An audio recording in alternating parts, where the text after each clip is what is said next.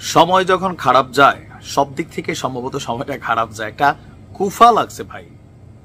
এনসিপির যে রাজনৈতিক প্ল্যাটফর্মগুলো আছে বিভিন্ন, যেমন প্রথম যে প্ল্যাটফর্মটা এটা হচ্ছে বৈষম্য বিরোধী।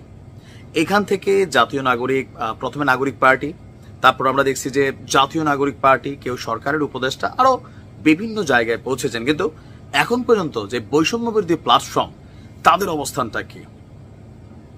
তারা ভালো কাজ করলে এটা এনসিপির জন্য পজিটিভ হয়, তারা খারাপ কাজ করলে এটা এনসিপির জন্য নেগেটিভ হয়। আসুন দেখি ঘটনা কি। সামাজিক যোগাযোগ মাধ্যমে মদের বোতল হাতে একটা ভিডিও ভাইরাল হয়েছে। কার? বৈষম্য বিরোধী ছাত্র আন্দোলন ঝিনাইদহ জেলা শাখার সদস্য সচিব সাইদুর রহমান এবং মুখপাত্র এলমা খাতুন।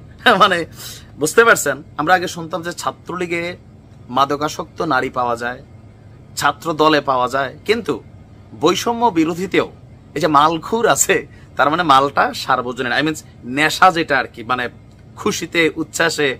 কারণ এনসিপি থেকে ঘোষণা আসছে তাদের নজর পার্লামেন্টের দিকে, 5ই আগস্টের মতন সিস্টেম করে তারা নাকি আবার আপনার ভোটে জিতা ক্ষমতায় চলে যাবে। সম্ভবত এরকম বক্তব্যের পর থোড়াসা তো চিলমুড় আসে নাকি, সেই চিলমুড় থেকেই মালের বোতল হাতে নিয়ে মাল খাচ্ছিল দুইজন। কিন্তু কোথাকার কোন ফাজিল সেই ভিডিও করে এটা ছাইড়া দিছে।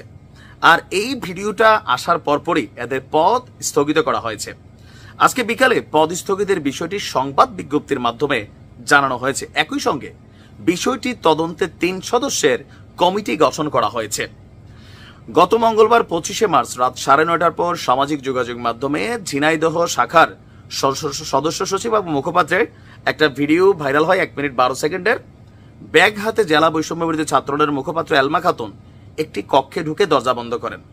পরে তার সঙ্গে থাকা ব্যাগটি রেখে খাটের উপর বসেন। ওই খাটে আবার শুয়েছিলেন আরামা এসে রাজার বেশে সচিব সাইদুর রহমান। পরে মদের বোতল হাতে নেন এলমা খাতুন। তারপর সাইদুর রহমান বলেন, গত বছরের অক্টোবরে জেলা বৈষম্য বিরোধী ছাত্র আন্দোলনের কমিটি গঠনকে কেন্দ্র করে একজন প্রতিনিধি আমাদের ডেকেছিলেন, তখন আমরা ঢাকা গিয়েছিলাম। আপুর হাতে কিসের বোতল ছিল সেইটা আমি বুঝতে পারিনি, কেউ শত্রুতাবশত এই কাজটি করছে। কি পরিমাণ ছাগলা মনে করে জনগণ রে। আপুর হাতে কোন বোতল বেটা? তোর রুমে গিয়ে আপু দরজার ভিতরে সিটকিনি মারে, বোতল খোলে, রুমের ভিতরে কেউ না কেউ তো ক্যামেরা সেট আপ দিচ্ছে, অথবা সাথে থাকা কেউ এই কাজটা করছে। এখন তারা বলতেছে কি, প্লিজ আমাকে ক্ষমা করে দাও, আমি বুঝি নাই, নতুন নতুন বিষয়টা এরকম মূর্খা বানাও জনগণ রে। খাইছো বাবা, বলো এদেশে মালকুরের অভাব নাই, তুমি একটু খালি খাইছো আর কি। তো এখানে যারা বলছেন যে আমাদের ছাত্র আন্দোলন আহ্বায়ক যিনি আছেন আবু হুরাইরা, যে তাদের পদ স্থগিত করছি, আর ওই কক্ষে আরো অনেকে ছিল, তাদের মধ্যে কেউ একজন ভিডিওটি করেছে। আর ভিডিওটি সত্যি হয়ে থাকলে এটা অপ্রত্যাশিত, এরকম অনেক কিছুই সত্যি হয়। দেখে মাল সার্বজনীন, এই দেশে কম বেশি সকলে সেলিব্রেট করে, ঈদ আসতেছে না, কম বেশি সবাই খাবে মাল মাল।